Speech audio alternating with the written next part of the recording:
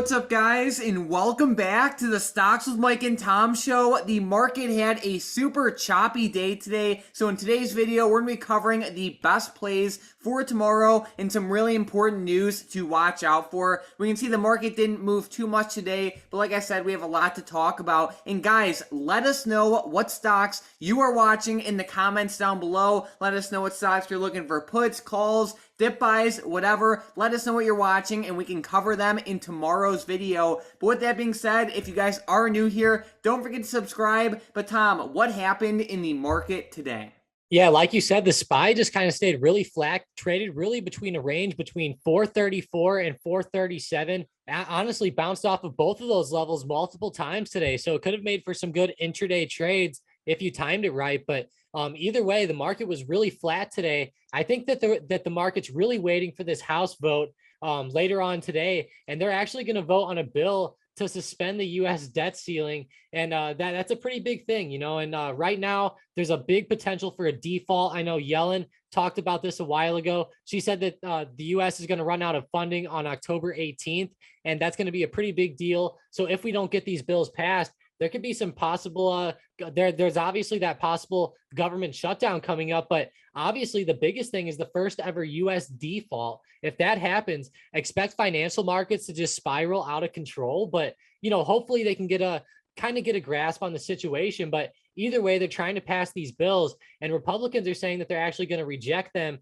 in the Senate, and they said that they don't support a debt limit increase or suspension. So either way, we're gonna have to see what happens. But the market really was flat today in anticipation, I think, of these votes coming up maybe later on tonight, and then obviously later this week as well.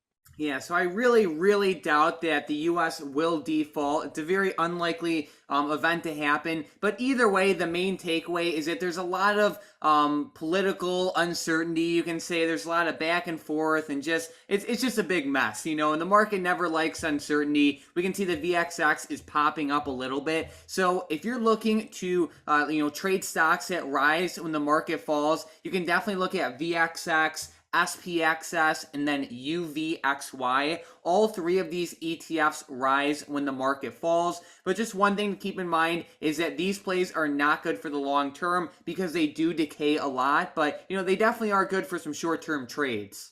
Yeah, and as we can see, they do decay sometimes, but like we saw back on like May 10th, we saw the VXX pop from 41 all the way up to 60 within just a couple days there. And we've seen multiple rises like that on the way down. And, that's what people are really looking at for right now. But yeah, definitely don't trade it for the long term because they are set up to decay. That's just how they're kind of going. But there was also some news today with Powell, and he actually came out and says that he does still expect inflation to ease eventually, but he said that he sees current pressures running well into 2022, which is not good news at all. And I feel like that kind of made the markets a little shaky today as well. I know he was talking yesterday a lot with Congress also, and kind of made the market drop.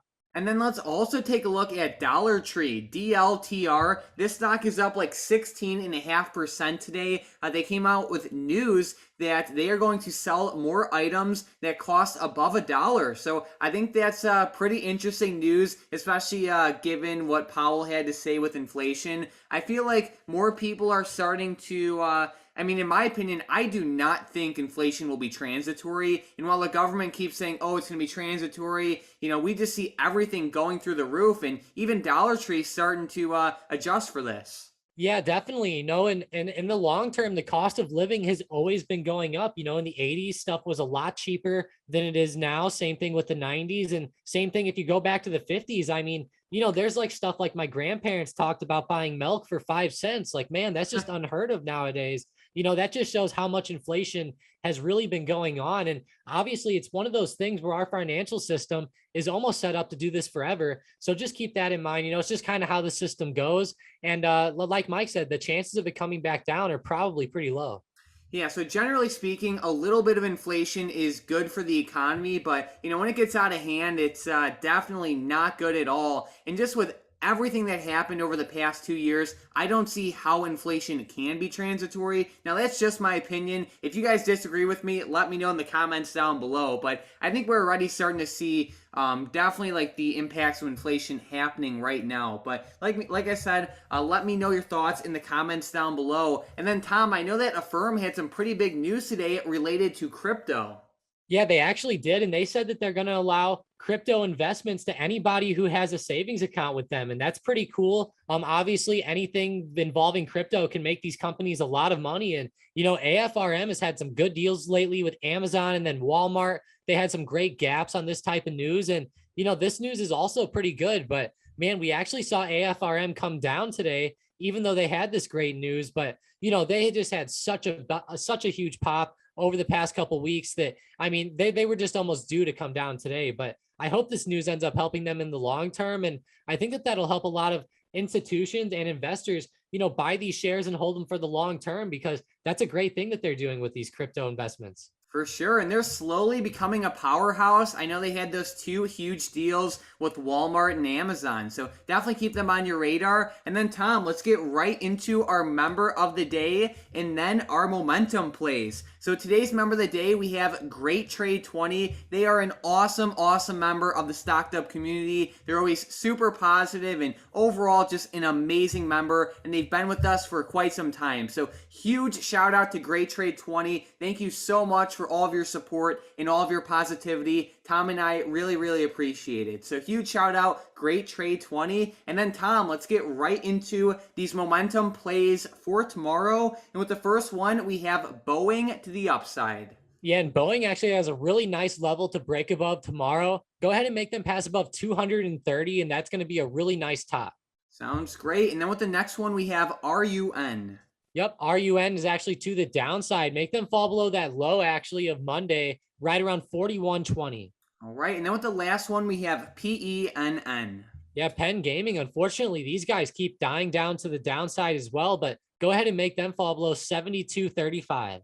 Right, so we are watching these three plays for potential day trades tomorrow. If Boeing breaks above the level Tom listed, we like it for a quick in and out day trade to the upside. And then RUN and PENN are on watch for potential day trades to the downside tomorrow, but only if it breaks below the levels Tom listed. And yeah, so definitely keep those ones on your radar. And I also want to highlight this bot play from today. The bot had an amazing call out with CVS. It called out the 86 strike calls around $107 each, and it ran all the way up to $150 each only a couple hours later, and it was basically a straight shot up. So the bot did amazing today. If you want to trade with the bot every single day, it's going to be that first link in the description and the comments down below. Daily option swing trades, day trades. You can chat with Tom and myself all day long. We have a great community. You can cancel at any time, and the bot has been on fire. So I highly recommend, if you just want to try it out for 1 month, you can definitely do that. You can cancel at any time, and the bot does very well. So definitely check it out. It's going to be that first link in the description and the comments down below.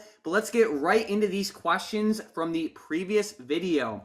With the first question, we have Jorge saying, "Hey Mike and Tom, great video as always." And they were asking about TTWO. He said they're a big game publisher. Their stock recently got a downgrade and has been falling due to a delay on the release of the GTA game, which seems to be a bit of an exaggerated reaction if that's the only reason why. The stock is now trading near support, which is effective since a year ago, but still on an uptrend when looking back to the last 9 years. Their balance sheet, from my point of view, is very healthy, which makes it, in my honest opinion, a great pick for the long term. Would love to know what you guys think about it. So, awesome comment, and we can definitely take a look at it. So, I actually really like this stock. It is unfortunately in a pretty strong downtrend. Now, I like it for the long term, and I think it's a pretty good dip buy right now, but it's for a long-term play. Like that doesn't mean it's going to pop next month. I feel like it also has a lot of room to grow, and I feel like it's at a pretty good level. Yeah, me too. And I like how he talked about the video game as well. GTA 6. I mean, obviously GTA 5 was a huge game. It's still really, really popular. And with the mods, I mean, it honestly still beats out a lot of other games. But looking at it, obviously they're delaying it, and that's not a good thing to see. So I could see them go down in the short term, kind of like Mike said, but I love them for the long term. I think that once that game comes out, they will just boom to the upside. But keep in mind, this game is honestly set to release in quite a while. So we'll have to see how it ends up coming out. But I mean, I've even heard rumors like 2024 and 2025. So we'll just have to see. But this is going to be a long-term setup. Yeah, I know that they're doing like a bunch of add-ons and updates with GTA 5, and I was just doing some research, and it looks like as of right now, GTA 6 is set to release sometime in 2025. So either way, I mean, GTA 5 and the whole GTA series is huge, and it's definitely a huge moneymaker. And I believe GTA 5 released in like 2013 or right around then, and it's still going pretty hard even as of today.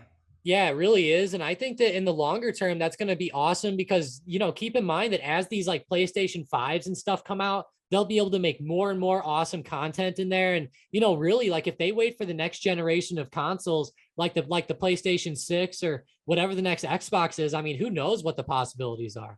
Yeah, they're always growing. So I definitely like this one for the long term.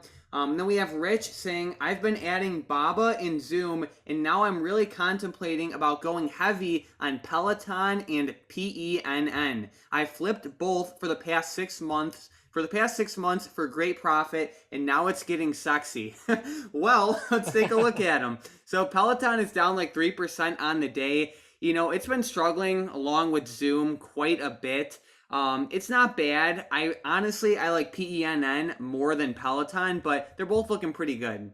Yeah, I like PENN a little bit better too. And man, Peloton is falling off to the downside, but I love that comment. That was hilarious. And, Penn is honestly looking pretty decent here. At these levels, they're getting really close to support, but Peloton is too, to be honest. I think that they both might be good for the long term. It's just in the short term, unfortunately, Peloton has a lot of negative news.